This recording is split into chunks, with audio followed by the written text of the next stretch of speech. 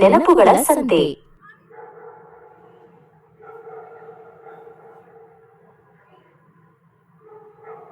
2026ನೇ ಇಸವಿ 15 ವರ್ಷದ ಕಾವ್ಯನಗರದ ಹೊರವಲಯದಲ್ಲಿರುವ ಆ ಹಳೆಯ ಮೈದಾನದ ಮುಂದೆ ನಿಂತಿದ್ದಳು. ಒಂದು ಕಾಲದಲ್ಲಿ ಬಣ್ಣ ಬಣ್ಣದ ದೀಪಗಳಿಂದ ಕಂಗೊಳಿಸುತ್ತಿದ್ದ ಆ ಜಾಗ ಇಂದು ಸ್ತಬ್ಧವಾಗಿತ್ತು.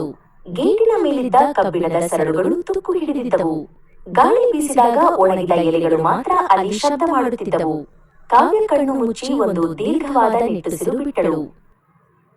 ಅವಳ ಮನಸ್ಸು ತಕ್ಷಣ 2015ಕ್ಕೆ ಜಾರಿತು. ಆಗ ಅವಳಿಗೆ ಕೇವಲ 4 ವರ್ಷ. ಆ ಮೈದಾನಕ್ಕೆ ಅಚ್ಚರಿಗಳ ನಾಡು ಎಂದು ಹೆಸರಿತ್ತು. ಮೈದಾನದ ಪ್ರವೇಶ ದ್ವಾರವು ಬಣ್ಣ ಬಣ್ಣದ ತೋರಣಗಳಿಂದ ಮತ್ತು ನಗುಮುಖದ ಬೊಂಬೆಗಳಿಂದ ಅಲಂಕೃತವಾಗಿತ್ತು. ಚಿಕ್ಕ ಕಾವ್ಯ ತನ್ನ ತಂದೆ ರಾಘವನ ಕೈಯನ್ನು ಗಟ್ಟಿಯಾಗಿ ಹಿಡಿದುಕೊಂಡು ಸಂಭ್ರಮದಿಂದ ಒಳಗೆ ಹೆಜ್ಜೆ ಹಾಕುತ್ತಿದ್ದಳು. ಸಂತೆಯ ಒಳಗಡೆ ಹೋದ ಕೂಡಲೇ ಬಿಸಿ ಬಿಸಿ ಜಿಲೇಬಿ ಮತ್ತು ಬೆಣ್ಣೆ ಪಾಪ್ಕಾರ್ನ್ನ ವಾಸನೆ ಗಾಳಿಯಲ್ಲಿ ತೇಲಿ ಬರುತ್ತಿತ್ತು. ತಿಂಡಿ ತಿನಿಸುಗಳ ಅಂಗಡಿಗಳ ಮುಂದೆ ಜನರ ಸಾಲು ಇರುತ್ತಿತ್ತು. ರಾಘವ ಅವಳಿಗೆ ಕೆಂಪು ಬಣ್ಣದ ಕಾಟನ್ ಕ್ಯಾಂಡಿಯನ್ನು ಕೊಡಿಸಿದರು. ಅದು ಅವಳ ಕೈಯಲ್ಲಿ ಒಂದು ಸಣ್ಣ ಮೋಡದಂತೆ ಕಾಣುತ್ತಿತ್ತು. ಕಾವ್ಯ ಅದರ ರುಚಿಯನ್ನು ಸವಿಯುತ್ತಾ ಕುಣಿದಾಡುತ್ತಿದ್ದಳು. ಮೈದಾನದ ಮಧ್ಯದಲ್ಲಿ ಅತಿ ಎತ್ತರದ ಆಕಾಶ ಬುಟ್ಟಿ ಫೆರಿಸ್ ವೀಲ್ ನಿಧಾನವಾಗಿ ಸುತ್ತುತ್ತಿತ್ತು. ಅದರ ಮೇಲೆ ಅಳವಡಿಸಿದ್ದ ದೀಪಗಳು ನಕ್ಷತ್ರಗಳಂತೆ ಮಿನುಗುತ್ತಿದ್ದವು. ಕಾವ್ಯ ತನ್ನ ಬಾಲ್ಯದ ಗೆಳೆಯ ಪ್ರಣವನ ಜೊತೆ ಸೇರಿ ಆ ಆಕಾಶ ಬುಟ್ಟಿಯನ್ನು ನೋಡುತ್ತಾ, ನಾವು ಯಾವಾಗ ಅದರ ಮೇಲೆ ಹೋಗೋಣ ಎಂದು ಕೇಳುತ್ತಿದ್ದಳು. ಪ್ರಣವ ಆಕಾಶದ ಕಡೆಗೆ ಕೈ ತೋರಿಸಿ ಸಂಭ್ರಮಿಸುತ್ತಿದ್ದ. ಈಗ 2026ರಲ್ಲಿ ಅದೇ ಆಕಾಶ ಬುಟ್ಟಿ ಅಲುಗಾಡದೆ ನಿಂತಿದೆ. ಅದರ ಬಣ್ಣವೆಲ್ಲ ಮಾಸಿ ಹೋಗಿದೆ.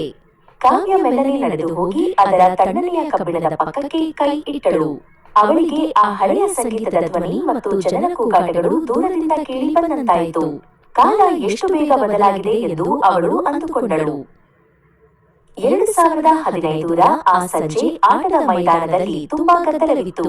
ಕಾವ್ಯ ರಿಂಗ್ ಎಸೆಯುವ ಆಟದ ಅಂಗಡಿಯ ಮುಂದೆ ನಿಂತಿದ್ದಳು. ರಾಘವ ಅವಳಿಗೆ ರಿಂಗ್ಗಳನ್ನು ಹೇಗೆ ಎಸೆಯಬೇಕೆಂದು ಹೇಳಿಕೊಡುತ್ತಿದ್ದರು. ನಿಧಾನವಾಗಿ ಗುರಿ ಇಡು ಕಾವ್ಯ ಎಂದು ಅವರು ಮೆಲ್ಲಗೆ ಹೇಳುತ್ತಿದ್ದರು. ಕಾವ್ಯ ಪೂರ್ಣ ಏಕಾಗ್ರತೆಯಿಂದ ರಿಂಗ್ ಹಿಡಿದು ಗುರಿಯತ್ತ ನೋಡುತ್ತಿದ್ದಳು. 3ನೇ ಪ್ರಯತ್ನದಲ್ಲಿ ಕಾವ್ಯದ ರಿಂಗ್ ಸರಿಯಾಗಿ ಒಂದು ದೊಡ್ಡ ನೀಲಿ ಕರಡಿ ಗೊಂಬೆಯ ಮೇಲೆ ಬಿತ್ತು. ನಾನು ಗೆದ್ದೆ ಎಂದು ಅವಳು ಜೋರಾಗಿ ಕೂಗಿದಳು. ಪ್ರಣವ ಅವಳ ಪಕ್ಕದಲ್ಲಿ ನಿಂತು ಜೋರಾಗಿ ಚಪ್ಪಾಳೆ ತಟ್ಟಿದ. ಅಂಗಡಿಯವನು ಆ ದೊಡ್ಡ ಮೃದುವಾದ ಕರಡಿ ಗೊಂಬೆಯನ್ನು ಕಾವ್ಯಳಿಗೆ ನೀಡಿದಾಗ ಅವಳ ಮುಖದಲ್ಲಿ ಸಾರ್ಥಕತೆಯ ಭಾವವಿತ್ತು.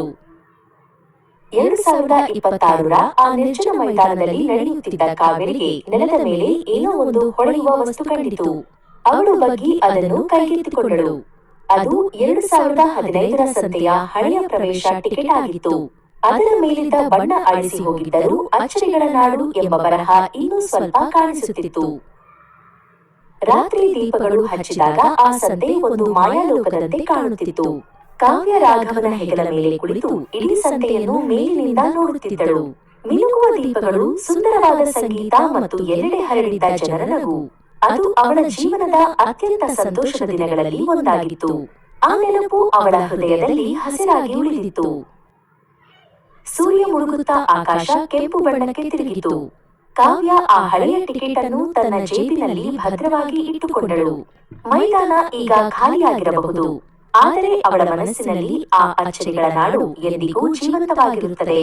ಅವಳು ಒಂದು ಸಣ್ಣ ಸ್ಮಿತದೊಂದಿಗೆ ಗೇಟಿನಿಂದ ಹೊರಬಂದು ತನ್ನ ಮನೆಯ ಕಡೆಗೆ ಹೆಜ್ಜೆ ಹಾಕಿದಳು.